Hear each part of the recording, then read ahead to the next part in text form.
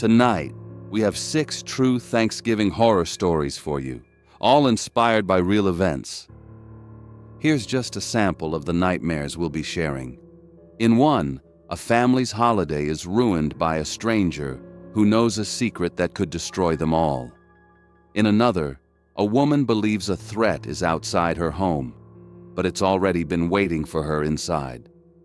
And in our final story, a 911 operator hears something on a call from a massacre survivor that changes everything.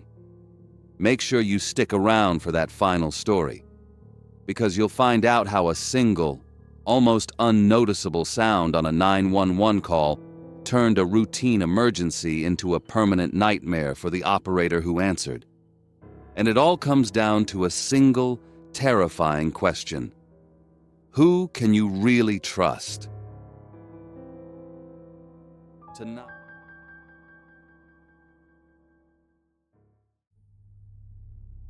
All the windows in that Tennessee farmhouse were sweating. It was Thanksgiving, back in 2010. The air inside wasn't just warm from the oven, it was thick and heavy, a mix of roasting turkey, old wood, and the damp wool of coats piled by the door. The silence in the dining room was so complete, it felt like the house itself was holding its breath. Every tick of the grandfather clock in the hall sounded like a hammer blow. The tension in that room was a sickness, and it was just waiting for a place to land. Sarah sat at the big oak table, watching her father, Brandon. For 40 years, he'd been an angry man. It was a strange thing, because he was a good father. Sarah remembered being 7 and crying over a broken bicycle chain. He'd yelled at her for leaving it out in the rain, his voice a thunderclap that shook the garage. But then, not 10 minutes later, he had emerged, his knuckles greasy and scraped, the chain fixed and stronger than before. He was a man who loved his family fiercely, but that love was always tangled up with a short, sharp fuse. Then, a couple of years back, something in him snapped. He woke up one day and, as he'd later explain it, didn't recognize the furious man looking back. It was a midlife crisis in reverse. He quit his high-stress job, started volunteering, and began a forced, deliberate campaign to be good. The problem was, nobody in the family knew how to handle it. The change was so total, it felt like a mask. The constant visible strain of his new kindness made everyone deeply uneasy. That very morning was a perfect example. Brandon had spent the first half of Thanksgiving volunteering at a shelter downtown. At the end of the service, he met a man named Danny sitting alone, and after learning he had nowhere to go, Brandon insisted he join their family dinner. "Nope," he had said, shaking his head with the firm certainty of his new personality. "You seem like a good person, and no good person should spend today alone. You're going to spend it with my family, eating a real Thanksgiving dinner."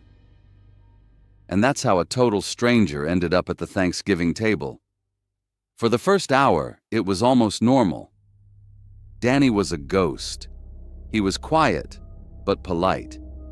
He answered the family's cautious questions with simple, vague answers. He complimented Evelyn on the turkey. He listened, seemingly captivated, as Sarah's uncle told a long, excruciatingly boring story about getting new tires.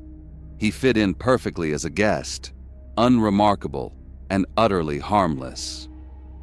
The family, lulled by his placid demeanor, actually started to relax. Then Brandon stood up to give his big yearly speech. He reached for the cheap microphone he now carried everywhere. The instant he flicked the switch, a piercing, high-pitched whining feedback noise tore through the room. A raw, ugly sound that made everyone flinch. The brief moment of peace was shattered, and in the ringing silence that followed, Danny spoke. His voice was different now, still quiet, but sharpened to a razor's edge. "I saw Evelyn this morning, Brandon," he he said, his eyes fixed on Sarah's father. "She counted your anti-anxiety pills. Saw you took 2 instead of 1. She asks herself the same thing every morning. What are you hiding?" The room went dead still. You could hear the small, wet pops and hisses of the gravy cooling. Evelyn's fork slipped from her fingers, clattering onto her plate with a sound like a gunshot. Her face lost all its color. But what did it prove? Was he stressed from guilt, or from the strain of trying to be a new man for a family that wouldn't accept him? Danny's question offered no answers, only suspicion. He let that suspicion sink in. Then he leaned forward slightly. "But that's not the real issue, is it, Brandon? Let's talk about that old blue sedan. Let's talk about that foggy night on River Road, right after your 40th birthday." Sarah felt her blood run cold. She remembered that night. Her father had come home hours late, his face pale and clammy, his hands shaking as he told them he'd had a minor accident. "A good choice, the new car," Danny continued, his voice dropping to a near whisper that everyone at the table strained to hear. "It's a shame the bumper on the old one had that tiny scar of red paint. From the mailbox post you clipped. At least that's your story. But what if it wasn't a mailbox? What if it was something else red? A jacket, maybe? The kind a kid would wear walking home in the fog." "Stop it," Brandon said, his voice a choked whisper. Danny ignored him, his gaze sweeping the table. "You spent hours scrubbing it. Far too long for a simple mailbox. You never showed them the bumper up close. A real accident would have done more damage. But something smaller, something softer, that might just leave a scratch. And a memory you'd take 2 pills to forget." He was building a story. Was it the truth, finally dragged into the light? Or a horrible, plausible lie built from a few twisted facts? He wasn't making an accusation. He was simply painting a scene and letting the jury at the table connect the dots. That did it. Brandon snapped. He shoved his chair back, the loud, violent scrape of the legs on the floor echoing in the room. He started yelling, but was it the heartbroken, desperate cry of an innocent man? Or the furious roar of a guilty one, finally cornered? Sarah stood up, her legs feeling shaky. "Who are you?" she whispered. Danny just smiled, an empty, knowing, victorious smile. He laid his hand flat on the top of the huge oak table. The second his palm touched the wood, the entire heavy table let out a loud, awful, deep groan, the sound of ancient timber cracking under an impossible stress. Then Danny stood. "The silence behind that mortar," he said, pointing a finger to a sealed-up basement window. "That's what broke you." He turned back to Brandon. "Was the anger better than the lie?" As Brandon screamed a final, ragged denial, a loud, angry sizzling and hissing noise erupted from the old gaslights overhead. They flickered once, twice, and then snapped out. When a lamp was finally turned on, Danny was gone. Every door was locked. Every window was latched. Zero trace. The family was broken. Not by a fact, but by a question. In the weeks that followed, Brandon's frantic pleas that he'd just clipped a red mailbox post sounded weak and pathetic against the vivid horror Danny had painted. But what if he was telling the truth?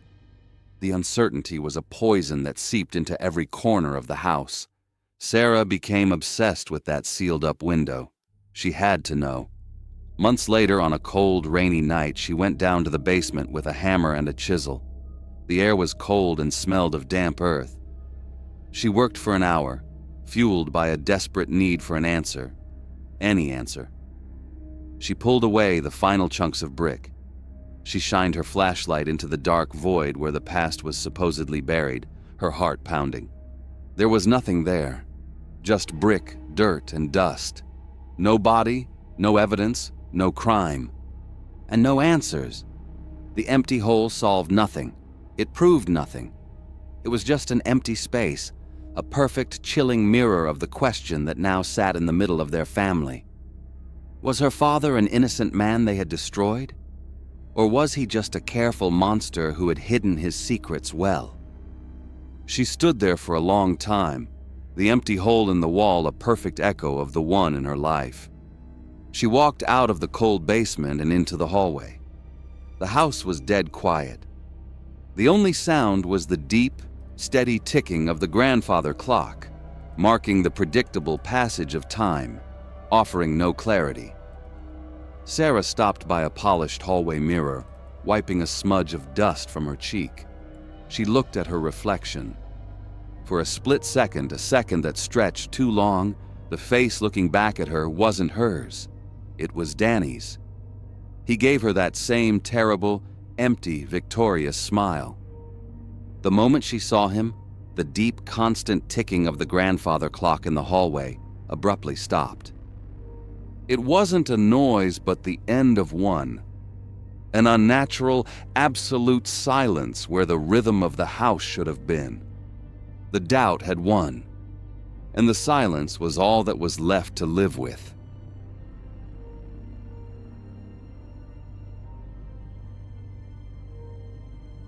A kitchen stove clock, the kind with the glowing red numbers, blinked from 12 o'clock to 12:01. That single minute, passing in the dead quiet of the house, was the only announcement Monica got.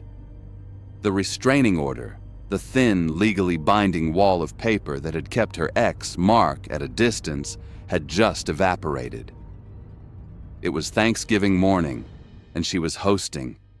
More than anything, she just wanted the day to be normal. She wasn't just hoping for it. She was determined to build it herself, brick by brick. She spent the early hours in a flurry of determined activity, a one-woman campaign against the anxiety simmering just below the surface. She moved through the house with a specific ritualistic purpose. She lit every festive candle she owned, placing them on mantels and side tables, watching the small flames catch and steady themselves. She wasn't just adding light. She was performing an exorcism, trying to drive out the shadows of the past year with the warm, comforting smells of cinnamon and sage. She wiped down counters that were already clean, rearranged decorations that were already perfect. Each mundane task was an act of defiance, a declaration.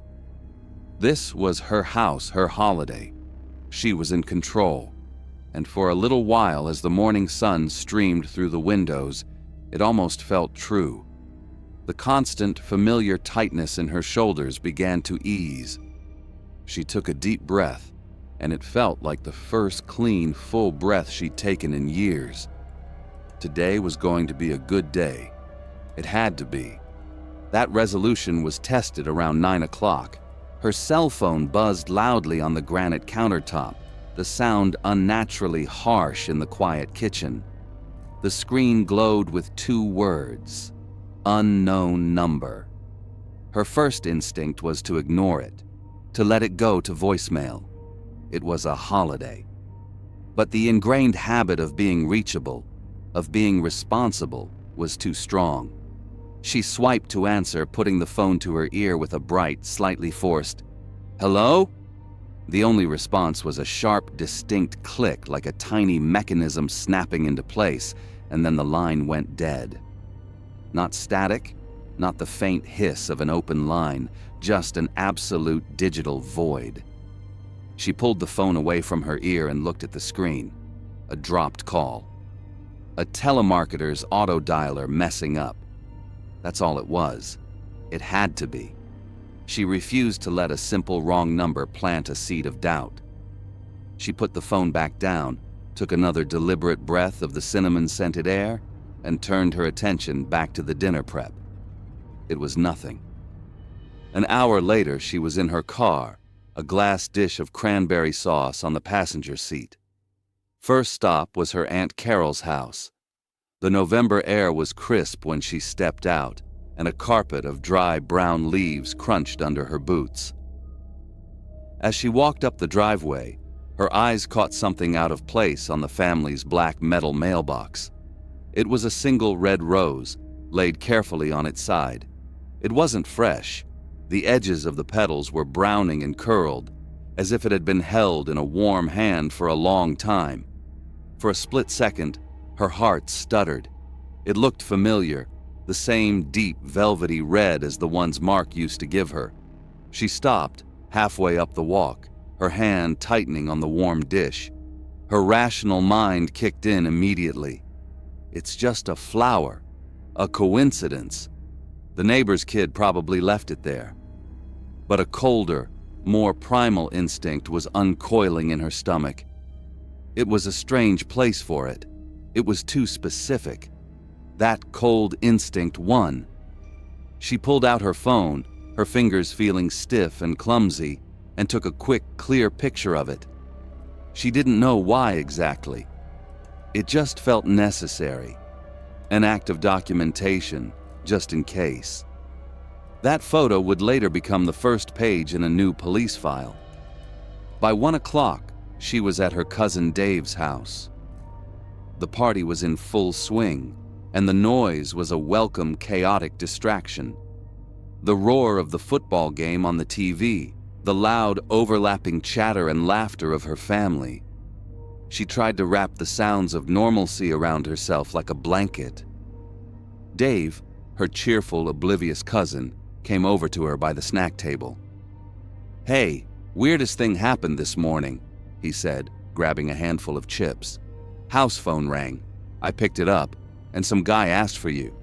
Said he was an old friend and just wanted to wish you a happy Thanksgiving." Dave shrugged, crunching on a chip. "I told him you weren't here yet, and he got real quiet for a second.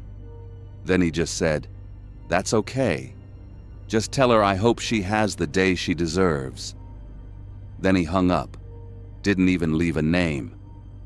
Dave laughed it off and went back to the game, but Monica stood frozen, the noise of the party suddenly fading to a dull, distant roar in her ears. The day she deserves. It wasn't a wish. It was a promise. It was a threat. The carefully constructed piece of her morning shattered into a million pieces. She had to go home. Now. She made a quick excuse about the turkey needing her attention, an excuse no one questioned, and left. The drive home was quiet. No headlights appeared behind her. The roads were clear, but the silence in the car was heavy with a new kind of dread. The threat wasn't behind her anymore. The phone call proved it. He was ahead of her, waiting for her somewhere down the line. She pulled into her driveway. The house looked exactly as she had left it. Safe. Quiet. A sanctuary. She unlocked the front door, and the familiar scent of cinnamon and sage greeted her. She locked the door behind her, the solid click of the deadbolt a small, hollow comfort. She put her keys on the counter. The house was utterly silent. Maybe she was wrong. Maybe she was letting her fear run away with her. She took a breath and walked toward the living room, ready to resume her preparations, ready to reclaim her day. That's when she saw him. He was sitting in the armchair in the darkest corner of the room, perfectly still, a solid shape in the shadows, as if he belonged there. He had been in her house the whole time, waiting, her body seized. It was a total system failure. The wires between her brain and her limbs were suddenly cut. Her mind screamed, "Run, get out, move," but her legs were rooted to the floor, two pillars of stone. Her lungs forgot how to draw air. She was a statue with a wildly beating heart, her eyes locked on the figure in the chair. He watched her, his expression calm, almost peaceful. He wasn't angry. He was in absolute control. He made no move toward her, no sudden gestures. He just sat there, and in the suffocating silence, she realized he was letting her stand there. He was enjoying the sight of her paralysis. Finally, through a sheer act of will that took all of her strength, her hand began a slow, clumsy journey to her pocket. It felt like she was moving through water.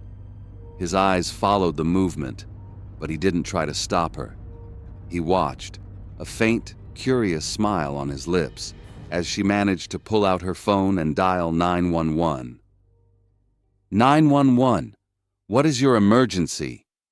The dispatcher's voice was a tinny, distant sound from another universe. He's in my house, Monica choked out, her voice a raw whisper. She couldn't take her eyes off Mark. My ex-boyfriend. The restraining order expired. He's here, in my house, right now. She gave her address, her voice trembling. Mark didn't move a muscle. He let her talk, an audience of one. She was almost a minute into the call, trying to explain that she was frozen, that he was just sitting there when he finally stood up. It was a slow, fluid motion. He walked toward her with a calm, deliberate pace. She could only watch, trapped inside her own unmoving body, as he closed the distance between them. The dispatcher was asking if she was still there, if he was approaching her, but no sound would come out. He stopped just in front of her. He reached out, his hand gentle, and tilted her chin up. He leaned in close, his voice a soft, chilling whisper. I love you, Monica, he said. I always will. He kissed her on the forehead, a light, tender kiss that felt like a brand. And then he turned and walked out the back door, closing it softly behind him. He was gone.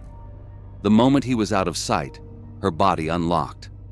A shuddering gasp for air racked her frame, and she nearly collapsed. When the police arrived minutes later, they found her alone. They swept the house, checked the yards. The back door was locked from the inside. No forced entry, nothing out of place. There was no sign he had ever been there. They were kind, professional, but there was nothing they could do. It was her word against his absence. No crime they could see had been committed. They left her standing alone in her living room.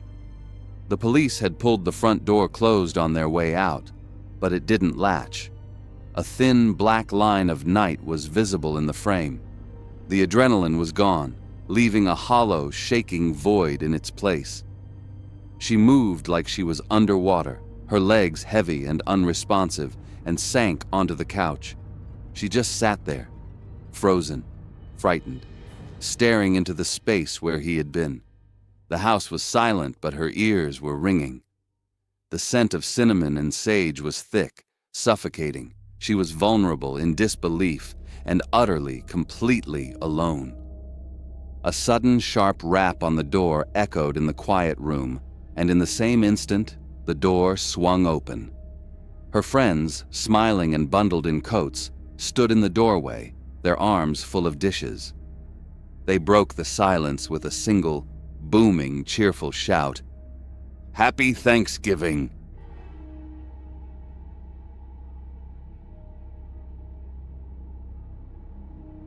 4 a.m. hits different on the day after Thanksgiving. The cold in Ohio in late November is a physical thing. It's a slap in the face that's supposed to wake you up.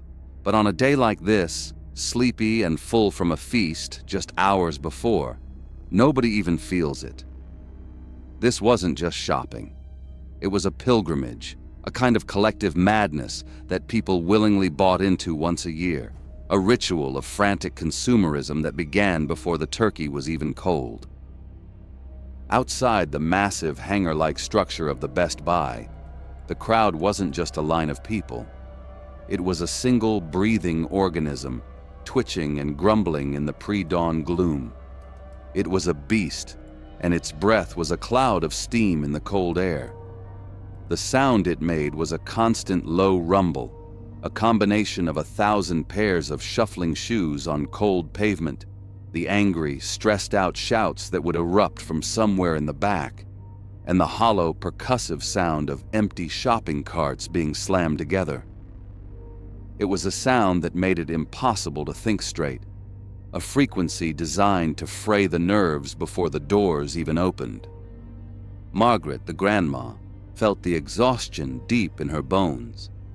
It was a weariness born from a full day of cooking and hosting, and it settled in her joints, Her hands, wrinkled and strong, were locked onto the cart's cold plastic handle, gripping it like it was the only solid thing in a moving sea of anxious bodies. Her daughter, Mary, stood right next to her, but her mind was already inside the store, somewhere between the towering walls of electronics and the aisles of discounted appliances. A checklist, her holy scripture for the morning, glowed on the screen of her phone. They had a goal, a clear and defined mission that had been planned for weeks. A new flat-screen TV was the main prize, the dragon they had to slay, but a new blender was a close second, a smaller, more attainable treasure. And after that, it was a free-for-all, a mad dash to grab any other deal they could get their hands on before the hordes picked the store clean. And then there was Kaya, 8 years old, a bright, burning little life in the middle of all that gray. Most people, sane people, would think you're crazy to bring a child into this mess, a human stampede waiting to happen. But the babysitter had canceled at the last minute, and Kaya, who had heard the whispered, excited planning for weeks, had been begging to come. She didn't mind waking up early. To her, it was a grand adventure, a trip into the adult world of secrets and late-night missions. And Mary, caught between the stress of the day and the pleading of her daughter, had made a decision. She'd thought it would be a cool experience for her, a wild story to tell her friends at school. It was a decision that would later replay in her mind, frame by frame, for the rest of her life. So there Kaya was, a little spark of pure energy skipping a few feet ahead of them, her bright red winter coat a single beautiful point of color in a world of gray jackets and dark, cracked asphalt. They finally breached the entrance. The automatic doors slid open with a puff of warm, stale, recycled air, and the chaos hit them not like a wave, but like a physical wall. The noise inside was a different beast entirely. The outdoor roar became a screaming, echoing cacophony that bounced off the high industrial metal ceiling and the cold, polished concrete floors. It was a full sensory assault. 100 television screens on a massive wall all played different channels, creating a flickering, strobing mosaic of silent, screaming faces and vibrant, clashing colors. The air was thick with the smell of new plastic, hot electronics, and the faint, greasy scent of the fast food place next door. It was a blur of motion and sound. Margaret grabbed a cart, its cheap wheels already wobbling, and they were off, shoving their way into the crush of bodies. In that moment, they weren't a family anymore. They were a unit, possessed, hypnotized by the hunt. Their heads were on a constant swivel, their eyes scanning the signs, the displays, shouting to each other over the roar of the crowd. "TVs are to the left," Mary yelled, pointing. "I'll grab the blender, you get in line," Margaret shouted back. Every other person in that store, every other face in that crowd, wasn't a person at all. They were obstacles, competition, faceless shapes to be navigated around in the frantic, desperate race for a good deal. Nothing else and no one else registered. An hour later, when they finally made it out, the automatic doors hissed shut behind them, cutting off the worst of the store's suffocating noise. But the parking lot, now bathed in the thin, gray light of the rising sun, was its own kind of battlefield. They were loaded down now, victorious, with the big, heavy, awkward box of the new TV and several other oddly shaped bags. Margaret fought with the cart, its cheap wheels now seeming to catch on every single crack in the pavement. Mary, relieved to be out of the crush, her mission accomplished, was already back on her phone, checking off the items from her list with a satisfying tap of her finger. Kaya, finally free from the loud, crowded store, started skipping again, her bright red coat a happy, dancing blur, making a direct line for the family minivan, which was parked several rows away. It was out there, in that wide open, noisy, chaotic parking lot, that it happened. Margaret was leaning her full weight against the cart, trying to steer its stubborn wheels, when a massive, sudden thwack echoed in her ears, a sound both loud and sickeningly dull. A large, heavy box that looked like a computer monitor had slammed directly into the side of her cart. The impact was so violent, it sent the entire cart tilting sideways at a dangerous angle. The new TV, their grand prize, slid and almost tipped completely out of the cart, while the smaller box containing the blender tumbled off and hit the pavement with a sickening crunch of breaking plastic. "Watch it, damn it!" Margaret snapped, her voice raw with frustration as she lunged to steady the TV, her only thought to protect the expensive piece of electronics. Mary's head shot up from her phone, her face an immediate mask of annoyance. She saw the mess, the scattered items, and immediately knelt down, scooping up the blender, turning the box over and over in her hands, checking it for damage. For 15, maybe 20 seconds, their entire world shrank to the size of that battered cardboard box. Their universe was focused on their purchases, their hands busy getting everything restacked and secured in the cart, their minds entirely consumed by the potential loss of a good deal.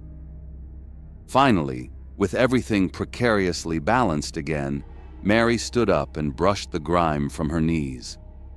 "All right, everyone, let's go," she said, the exhaustion finally hitting her. She glanced toward the minivan, expecting to see a flash of red. "Kaya, come on, let's go!" They pushed the cart forward a few feet, but no little girl in a red coat came running back to them. Mary stopped, the cart handle suddenly slick in her hand. "Kaya!" she called out, a little louder this time, a note of impatience in her voice. The only reply was the constant, indifferent rumble of the crowd. "Kaya!" The annoyance on her face was instantly replaced by a flicker of cold, sharp panic. Margaret's head snapped up, her eyes, tired moments before, were now wide and sharp, scanning the vast sea of cars and people. "I don't see her," she said, and her voice, usually so steady, was suddenly tight and thin. The panic exploded. It was a chemical reaction, a sudden, complete system failure. Mary shoveled her phone deep into her pocket and started yelling, "Kaya!" Her voice was no longer a call. It was a scream, a sharp, desperate sound that was immediately swallowed by the noise. She sprinted back toward the store entrance, shoving people out of her way, her mind a blank, roaring chaos. Margaret, her heart a frantic, pounding drum against her ribs, started a desperate search of the parking lot, looking under cars, peering between vans, yelling Kaya's name over and over until her throat was raw and useless. Mary burst back into the store, a wild look in her eyes, and grabbed the first employee she saw, a terrified-looking kid in a blue shirt. She got security, and they started a sweep of the building, their calm, professional voices a strange and terrible contrast to her ragged, hysterical sobs. Nothing. The police were called. They arrived, their cruisers cutting silently through the traffic, and the cold, bureaucratic reality of the situation began to set in. The store manager, his face pale and sweating, reviewed the security footage with them.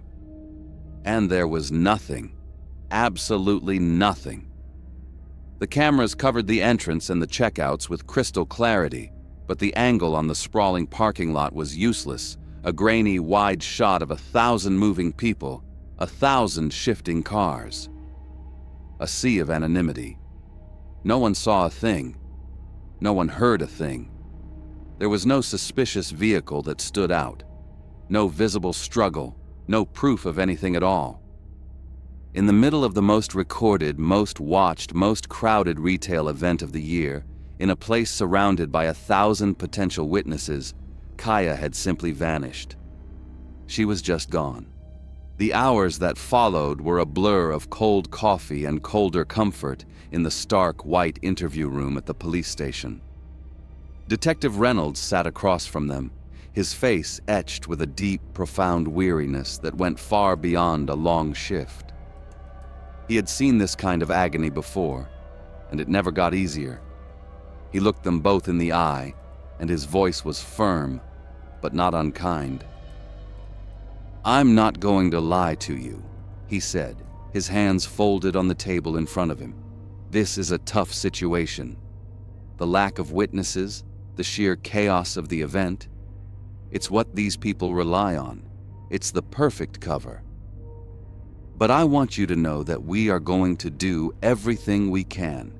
My team and I will run down every single lead, no matter how small. We will not stop. We are going to do our best to find your daughter." His words were a small, flickering candle in an infinite, suffocating darkness. They were genuine. He meant every single one of them. But the unspoken truth of the situation was a cold, heavy weight in the sterile air of the room. It was a truth they could feel, even if they didn't yet have the words for it. Non-family abductions are a statistical whisper, a terrifying anomaly, making up less than 1% of all missing children cases. But everyone in that world, from the cops who try their best against impossible odds to the shattered families who are left behind, knows the dark, unspoken math that follows. In a high-risk abduction by a professional organization, the story is almost always over before it truly begins. The FBI knows that of the victims who don't come home, 76% are gone within the first 3 hours. Kaya's fate wasn't a mystery to be solved. It was a brutal calculation, carried out with silent, chilling efficiency, while her mother and grandmother were worrying about a broken blender. There was no case to follow. There were no dramatic breakthroughs. There was just a quiet house, a bright, empty bedroom filled with toys that would never be played with again, and 2 women left with an agony so profound it had a physical weight.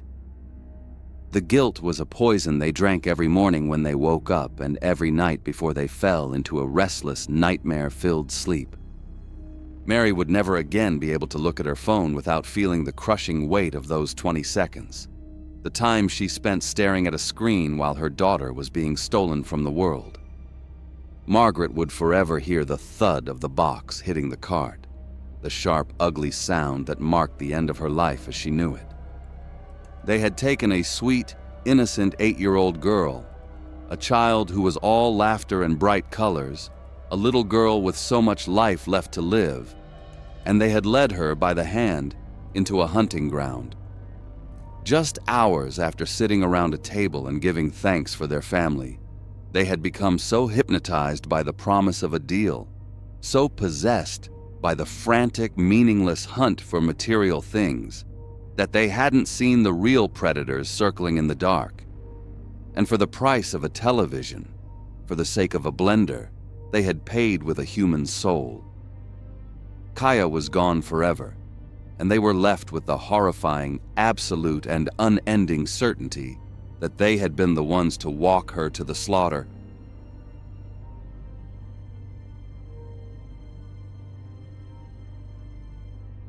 For Joan and Tom's family, the real start to Thanksgiving wasn't the Thursday morning parade on TV. It was the Wednesday afternoon before. That was the day Cal came home. It was a tradition that had stood solid for nearly 15 years, stretching all the way back to when Cal was just a skinny kid with scraped-up knees and a quiet, watchful smile. He was the sheriff's boy, and with his own mother gone and his father perpetually on duty, Joan and Tom's farmhouse had become his second home, his real home for the long holiday weekend. It wasn't a question. It was just how things were, a foundational rhythm to their year. Joan would spend the better part of Wednesday cooking, not the big Thanksgiving meal, but Cal's meal. A simple pot roast that filled the house with a rich, savory steam and a mountain of buttery mashed potatoes, the kind of heavy, honest food he'd loved since he was a boy. The sound of his old, slightly rusted truck rumbling up their long gravel driveway was a sound of pure comfort. a signal that the holiday had truly and properly begun. Tom would be out on the porch before the engine was even cut, ready with a booming laugh and a bear hug for the kid who was as much a son to him as any boy could be. Their daughter, Holly, already a teenager, but still her dad's shadow, would be right there. Her face lit up with a genuine, uncomplicated joy, happy to see her oldest and dearest friend. It was a perfect, unbroken ritual of belonging. This year felt no different. Cal stepped out of the truck, a little taller now, a little broader in the shoulders, but still the same Cal. He had that same easy, quiet way about him that made him so easy to be around. The house immediately filled up with his presence, with the easy back and forth and the shared laughter of people who knew each other's stories by heart. With Cal there, the house felt complete. The family circle finally closed for the year. Later that evening, after the pot roast was gone and the three of them were settled in the cozy warmth of the living room watching some old movie, Joan went upstairs to put fresh towels in the guest room. She found Cal there, his duffel bag open on the bed. He was standing at the small wooden desk by the window, his back to her, carefully arranging a set of gleaming objects on a folded white hand towel. They were laid out in a neat, meticulous row, like a collection being prepared for display. "Getting all settled in?" Joan asked, her voice warm as she stepped into the room. He turned, not startled in the slightest, and gave her that familiar, gentle smile. "Just about. Unpacking the important stuff first." Joan walked further into the room, placing the fluffy towels on the edge of the bed. Her eyes drifted to the desk, drawn by the glint of polished metal under the lamplight. The objects were steel tools of all shapes and sizes. They looked like something a surgeon might use, or maybe a jeweler with a very specific, intricate craft. There were tiny scalpels, wicked-looking prods with curved tips, and a delicate serrated saw that was no bigger than her finger. It was an odd assortment, a little flicker of strangeness, a brief, silent question mark floated in her mind. It was a peculiar hobby for a young man. But then she looked at his face, that good-natured, familiar face she'd known and loved for most of his life. And the feeling dissolved as quickly as it came. He was their Cal. He was here. He was safe, and he was home. That was the only thing that mattered. "Well," she said with a smile, "don't you stay up too late with your hobby. We've got a big day of doing nothing tomorrow." She left the room and thought nothing more of it. Thanksgiving Day was exactly what it was supposed to be: loud, warm, and smelling of roasted turkey and cinnamon. The four of them sat around the big dining table, a scene replayed a dozen times over the years in this very room. It was during a lull in the conversation, while Tom was standing at the head of the table, expertly carving the golden brown bird, that Joan's good mood finally cracked around the edges.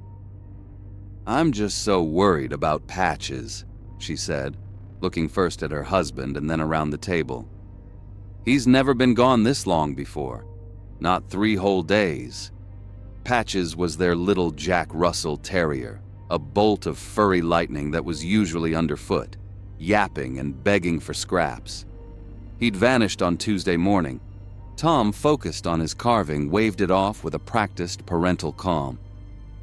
"Joan, that dog's got a mind of his own. He's probably halfway to the next county chasing a rabbit. He'll be back when he gets hungry.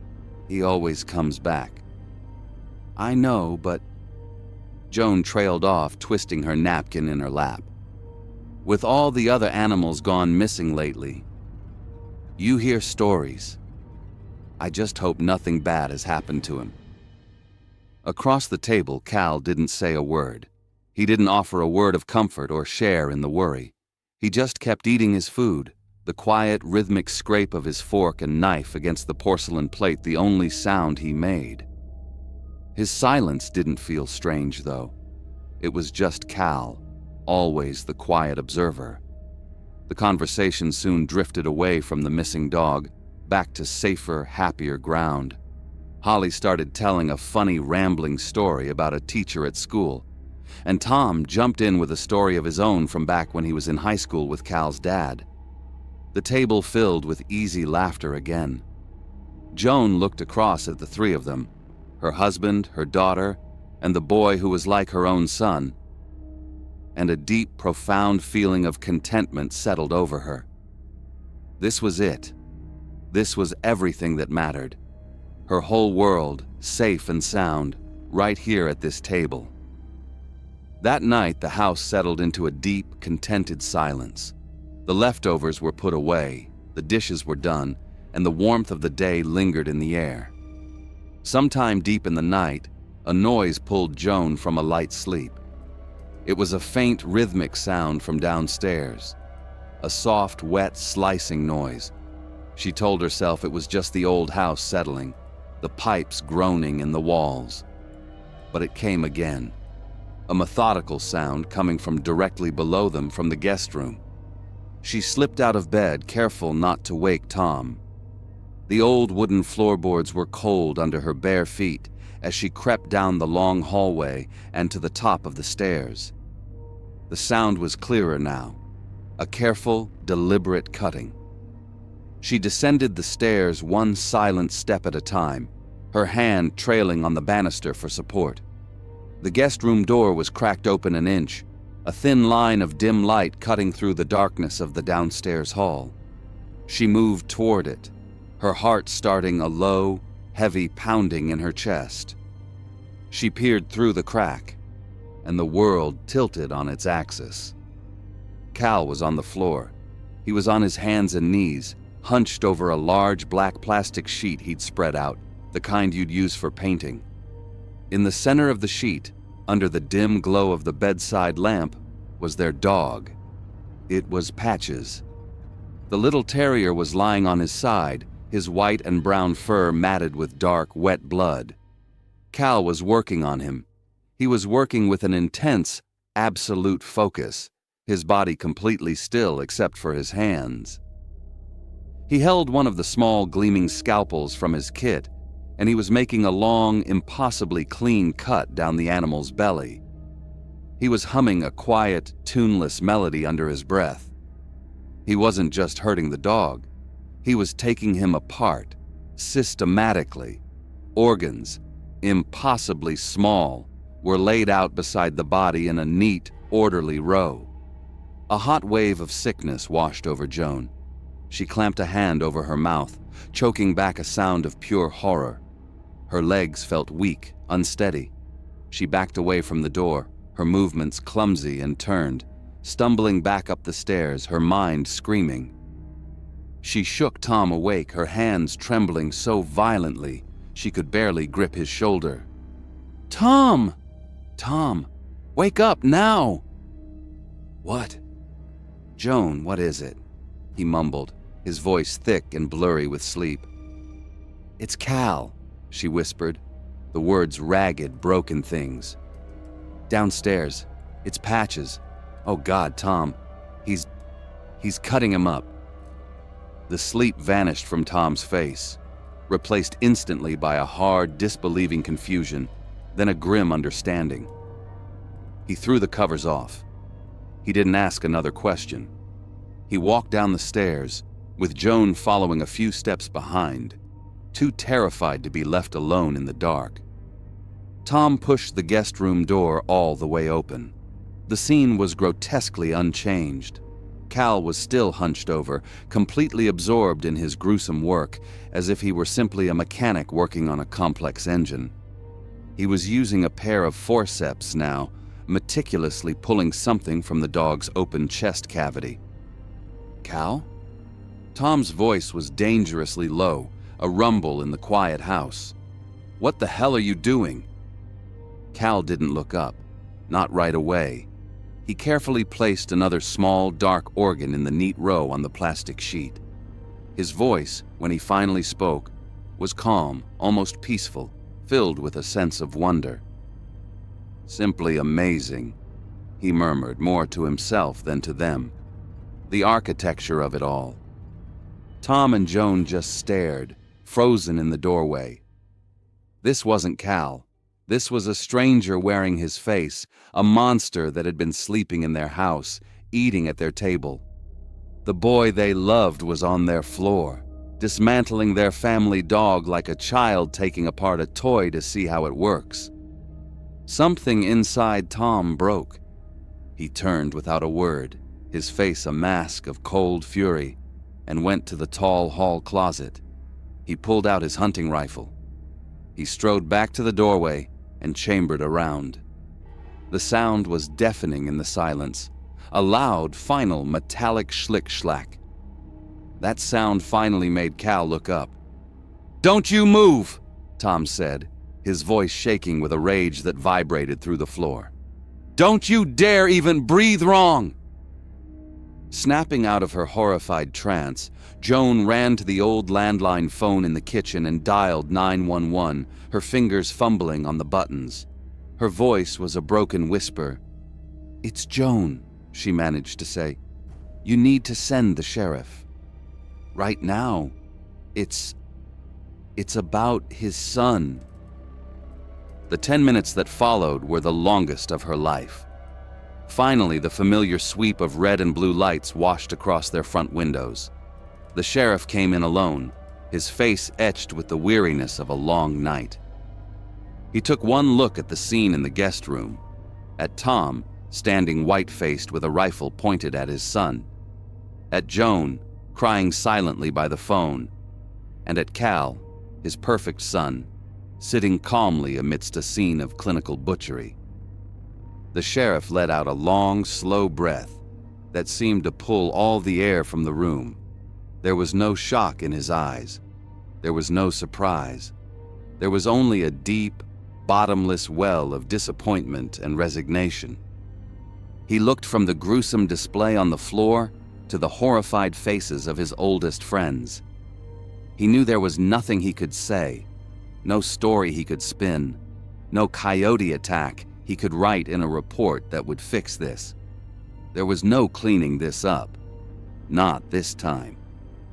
He walked over to Cal, who was just looking at him with that same detached, scientific curiosity. The sheriff knelt and gently took the bloody scalpel from his son's hand. "Come on, son," he said quietly, his voice heavy with the weight of all the secrets he could no longer keep.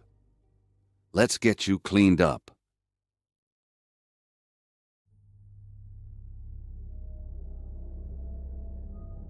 Mikey hated this job with a slow, burning intensity. His sister's car, a small bubble of warmth and familiar radio chatter, had barely pulled away from the curb before the feeling of profound isolation began to settle deep in his gut.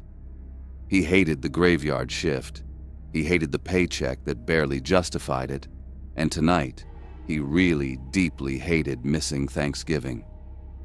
The clock on the wall of the security office had just clicked past 8 o'clock, its sound unnaturally loud in the silence. That click officially marked him as the only living, breathing thing inside a warehouse big enough to swallow a passenger plane. The place felt less like a building and more like a giant rusted iron lung, forgotten by whatever city had built it. He told himself, as he did every night, that it was easy money. Just sit there, kill time on his phone, eat a cold, slightly squashed sandwich, and wait for the morning light. That comfortable, necessary lie lasted for exactly 1 hour. Outside, a mean November wind was throwing itself against the building. It didn't just howl, it was a physical force, shoving against the vast, corrugated metal siding. Every powerful gust made the entire structure shudder and let out a long, low creak, like some colossal beast taking a ragged, struggling breath in its sleep. Mikey pulled the collar of his thin, company-issued security coat tighter, goosebumps rising on his skin. The air inside the warehouse was already biting, carrying a damp chill that seemed to radiate from the concrete floor itself. In the massive, dark space, the only sounds were the groaning of the building under the wind's assault and the unnecessarily loud jingle of his heavy keys on his belt loop as he walked. It was a lonely, metallic rhythm, echoing out into the oppressive emptiness. He pulled out his phone, the bright screen a small comfort, and sent a text to his sister. "Bored already. Save me some turkey." His first patrol was nothing, a hollow routine. He walked the designated path, his footsteps the only punctuation in the long, silent sentences of the aisles. He checked the big loading bay doors, pulling on the heavy handles to confirm they were locked. He signed his name on the dusty clipboards at each checkpoint, his pen scratching loudly in the quiet. He made sure nothing was out of place, all the while letting the profound boredom act as a shield, a comfortable blanket against the sheer scale of his solitude.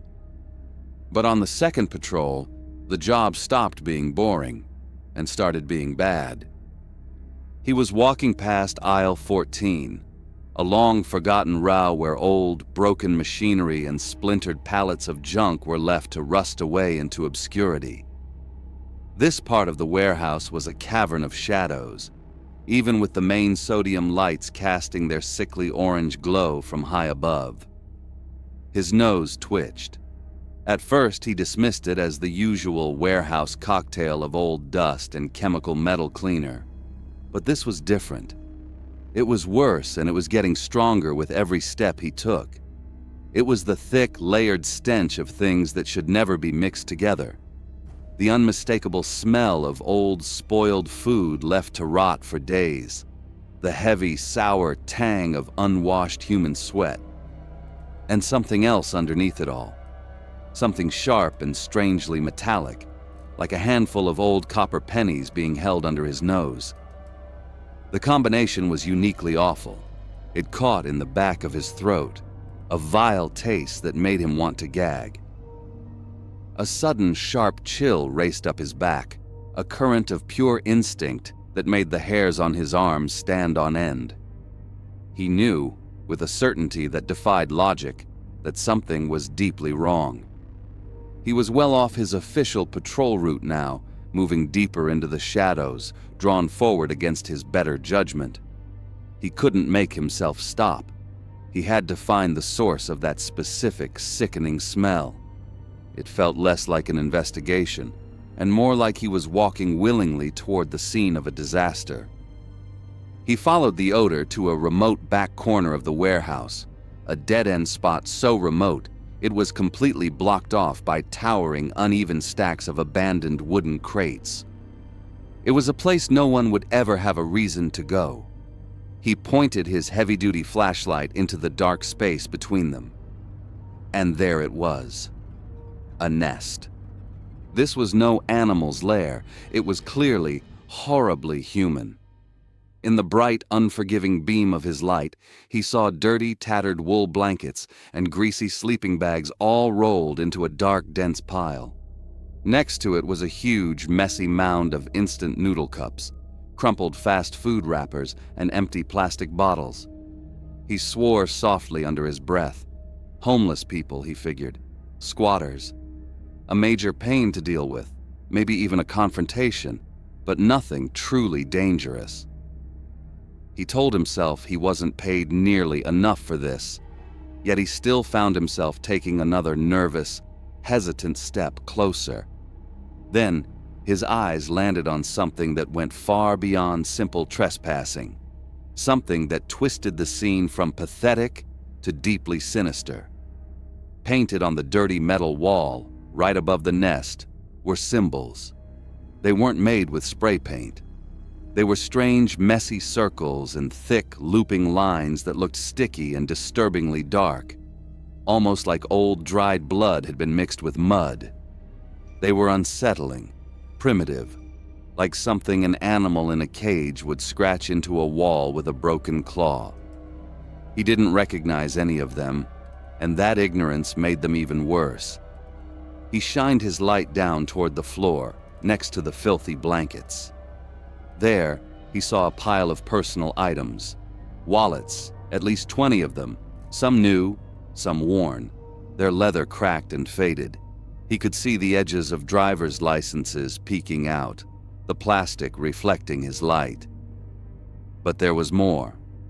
A dented stainless steel thermos with a peeling sticker from a national park.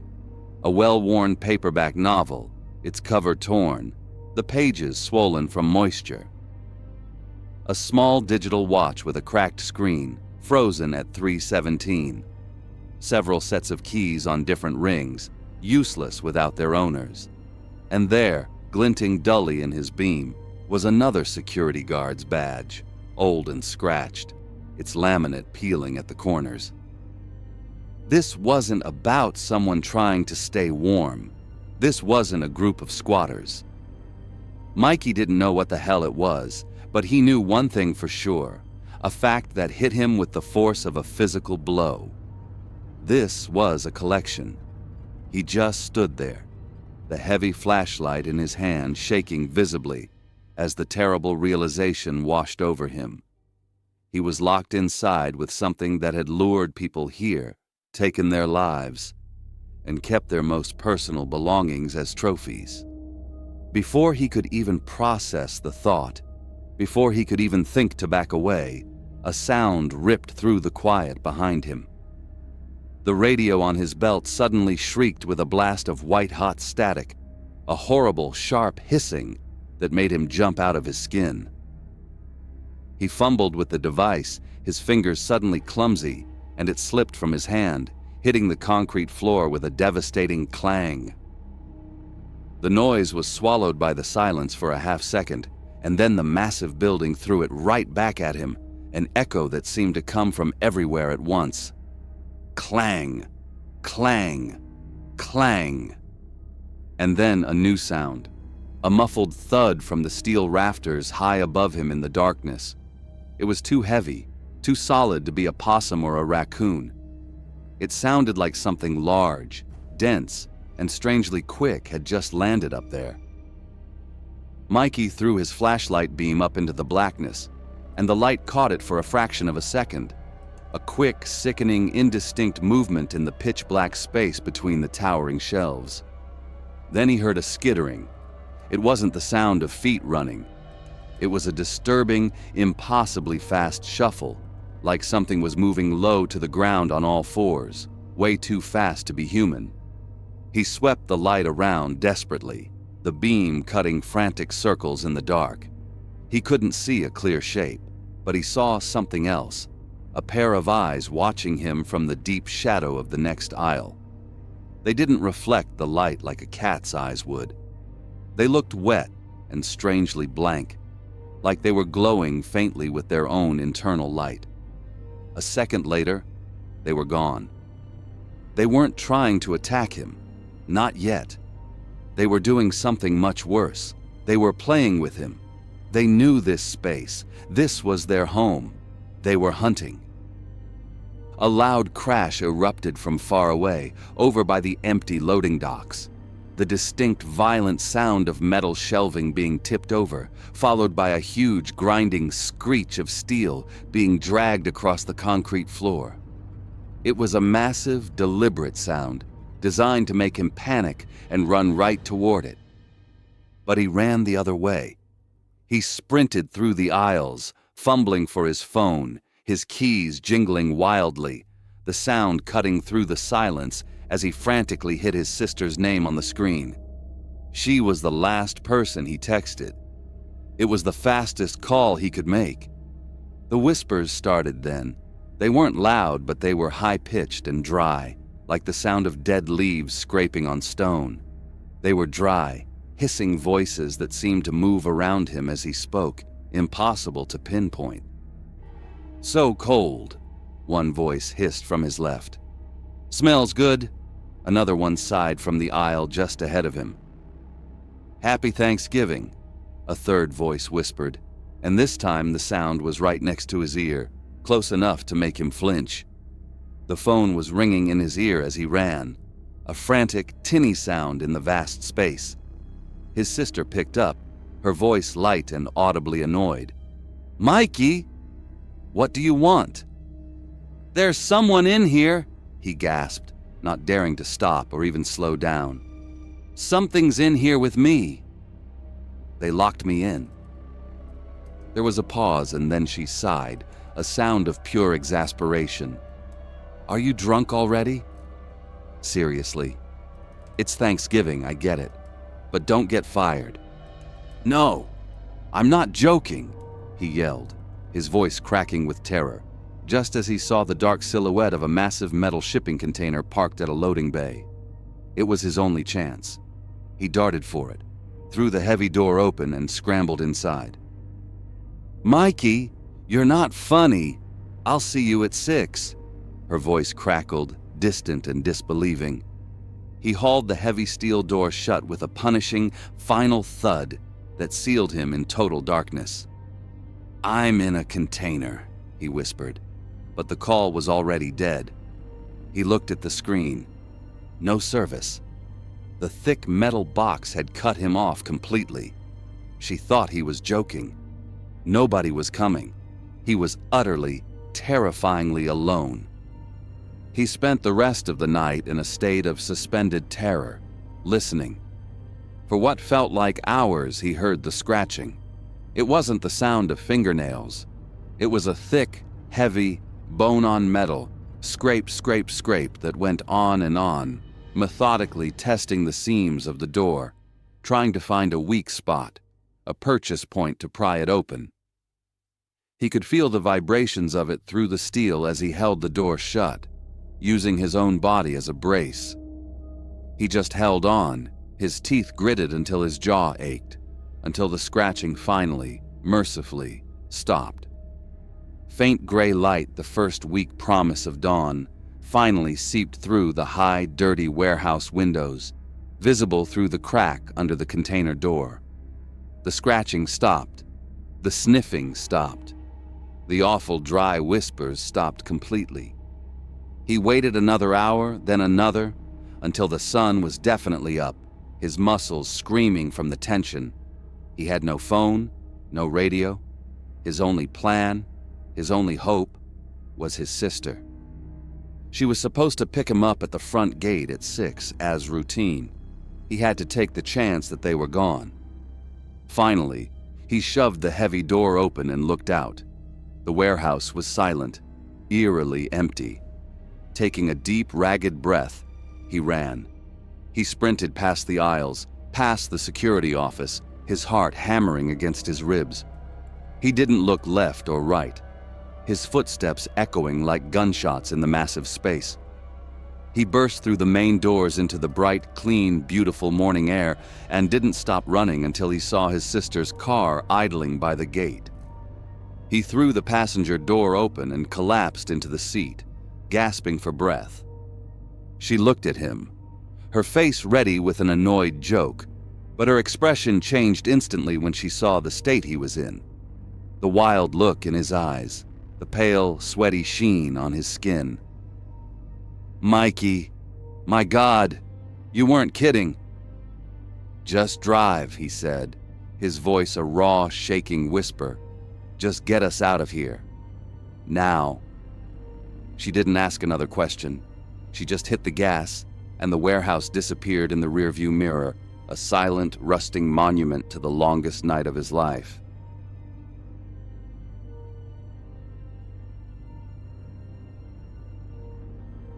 Hard nights were simply a part of the job. Following a holiday like Thanksgiving, the outside world usually went still, groaning under the weight of too much food and the slow, reluctant crawl toward a Friday morning most people had off.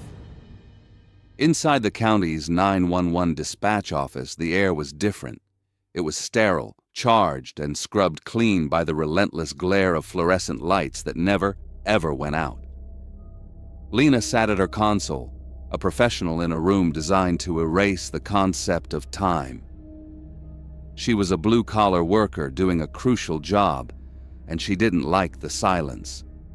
Silence in her world meant a problem was just gathering strength somewhere out in the dark, coiled and waiting to strike. The only sound was the high-pitched, steady whistle of the computer servers stacked against the far wall, a thin, nervous noise that just made the quiet feel deeper, more absolute. It was the sound of a held breath. Then a phone shrieked. It wasn't a ring, not a summons. It was a violent, demanding sound that cut the silence like a shard of glass, an alarm bell for a disaster already in progress. Lena's hands were already moving, her muscle memory faster than thought, her headset sliding perfectly into place. 911. What is your emergency? A sound answered her, but it wasn't a word. It was a raw, terrible noise of pure agony, a sound ripped from the throat, sharpened with a frantic, desperate edge of rage. Lena felt the fine hairs on her arms stand straight up. She'd heard pain before, the shock of a car wreck, the fear of a break-in. This was different. This was personal. This was the sound of utter destruction. "Ma'am, you need to tell me what's happening," Lena said, her voice a firm, unwavering command designed to cut through panic. "I need to know what's going on." The phone line clattered, a sharp, ugly sound against a hard surface, as if it had been dropped from a hand gone suddenly limp. What came through next was pure, unfiltered chaos. Lena heard the sharp, squealing scrape of a heavy chair, a wooden dining chair she pictured, being shoved violently across a hard floor. Then a dull, heavy thud, a sound with a sickening finality to it, followed quickly by another just like it. Panicked, slapping footfalls echoed against what sounded like linoleum or old hardwood. There was a distinct, sharp crack, like a thick dowel or a small bone snapping, followed by a short, choked gasp that was cut off almost instantly. Lena closed her eyes, her mind painting a grim picture based on the audio cues. She knew with a chilling certainty that settled deep in her gut that she was listening to extreme violence. A home invasion gone wrong, a domestic argument exploding into something monstrous. She was a helpless, blind audience, tethered to the horror by a thin copper wire. The brutal sounds of struggle stopped as abruptly as they had begun. For a few agonizing seconds, the only thing she could hear was a shallow, fast hissing into the microphone, the sound of ragged, desperate breathing from lungs that couldn't get enough air. Then a woman's voice was back on the line. The unhinged rage was gone, completely replaced by a low, soft whisper. It was the voice of someone holding the shattered pieces of themselves together with nothing but sheer force of will. "It's over now," the woman said. Her voice was steady, but it was layered with a desperate, perfectly placed sob that caught in her throat. "Andrew. He just went insane right during dinner. He got a knife and he killed them. He killed everyone. My mom, my dad, my brother, they're all gone." The woman, who identified herself as Martha, took a long, shuddering breath that rattled in the microphone. "And then he looked at me. He looked at me and he said, 'I love you, Martha.' And then he did it to himself. He's dead, too." The detail was devastatingly specific. "I love you, Martha." It was a chillingly plausible anchor for the chaos, explaining the sudden madness and the final terrible act of a man who loved his sister, but couldn't bear to live another second. The picture presented to Lena was horrifyingly clear. Andrew, lost to his illness, had finally snapped, murdered his family in a psychotic break, and then ended his own life. Martha was the sole traumatized survivor. Lena's years of training took over, a wall of procedure against the horror. She was in command mode, her voice a calm, professional anchor in the storm. "Martha, you have to stay absolutely still. Do not move from where you are. Do not touch anything. Help is coming to you right now. I need you to just breathe for me. Can you do that?" Officer Davis was first on the scene, his arrival a welcome burst of professionalism in the chaos. Lena listened to his voice crackle through her headset, clean and clinical. "Dispatch, I'm on the scene." Securing the caller, the witness. "The scene it's bad. Looks like a clear-cut murder-suicide. We have 4 bodies down, plus the deceased perpetrator." Lena could hear the faint, gritty scuff of Davis's boots on the floor as he moved cautiously through the ruined dining room. His voice was low, a running commentary for the log. "It went down right here, in the dining room." Tables overturned. We have the mother, father, and a male sibling. And yes, the final victim is here. Andrew. Looks like the knife is still in his hand. Wounds are consistent with the witness's statement.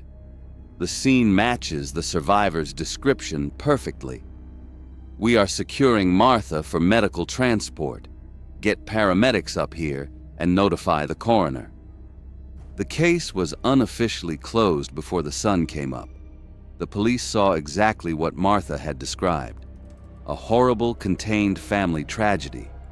Andrew, lost to a deep and profound depression, had committed an unspeakable atrocity and then taken his own life. Martha was the unfortunate witness, the only one left. Lena felt sick, a sour taste in her mouth, but a small part of her was relieved. She had listened to a nightmare, but the case was simple, tragic, and over. The local news ran the story for a week. The world mourned for the family and worried for the fragile young woman who had survived. The official story settled into public consciousness like dust. But the simple truth was a perfect, calculated lie. Weeks turned into months. Life moved on. But something in the final report, a photograph, a detail in the coroner's notes, didn't sit right with one of the older state detectives who reviewed all closed cases.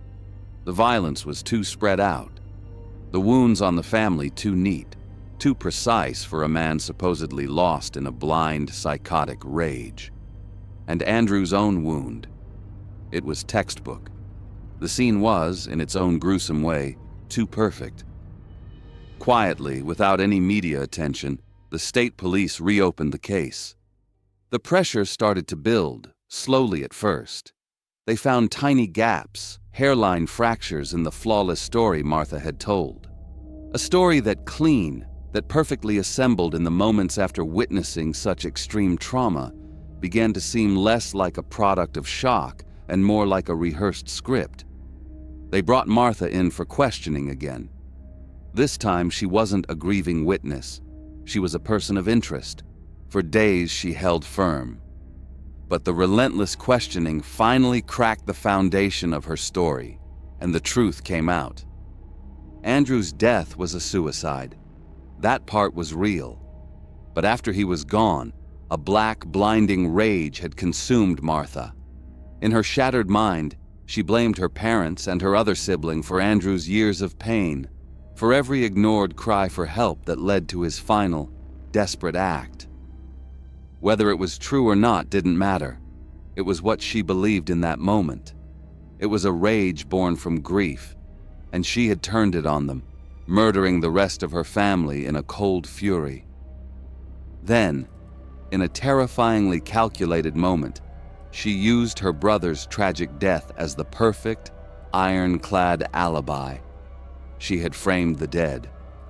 The key piece of evidence that sealed her fate was the 911 tape, Lena's tape. It was played for the court, not to prove what Martha had said, but to prove the terrifying, masterful performance she had given.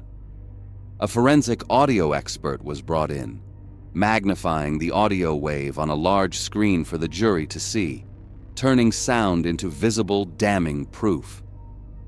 "Listen to the rhythmic, controlled pulse of the caller's voice right here," the expert said, his voice echoing in the silent courtroom. He pointed to the exact moment Martha delivered the heartbreaking line. "He looked at me and he said, 'I love you, Martha.'" The voice was chillingly calm, full of a forced sorrow that sounded utterly convincing. Then the expert isolated the background noise from that exact same second. It wasn't static. It wasn't the sound of an open wound or a victim collapsing in shock. It was the clear, sharp, distinct sound of something metallic being wiped clean. A methodical shing shing shing sound, followed by the grinding scrape of a heavy piece of furniture being deliberately pushed into a corner. It was the sound of a killer meticulously staging a crime scene while she delivered her flawless, gut-wrenching alibi to the one person who could save her. The expert's voice was devastatingly final. Her voice suggests a person in profound emotional shock, reciting a traumatic memory. But the background audio proves that same person was engaged in deliberate, physical, and calculated action. She was performing the lie perfectly while standing in the middle of her own crime scene. Lena sat there in the courtroom, listening to her own voice calmly guiding a cold-blooded killer. She had been the unwitting first audience for a monster. She had done her job perfectly, and in doing so, had helped the killer walk right out of the crime scene. That was the true horror. Not the sounds of the struggle, but the perfect, controlled whisper of the person who betrayed them all. It was proof that the most monstrous thing in the world is not the madness that snaps, but the cold, calculating mind that knows exactly how to put on a show. That perfectly calm, rehearsed lie was the sound that never left Lena, a constant chilling reminder that sometimes the killer is the one you believe the most.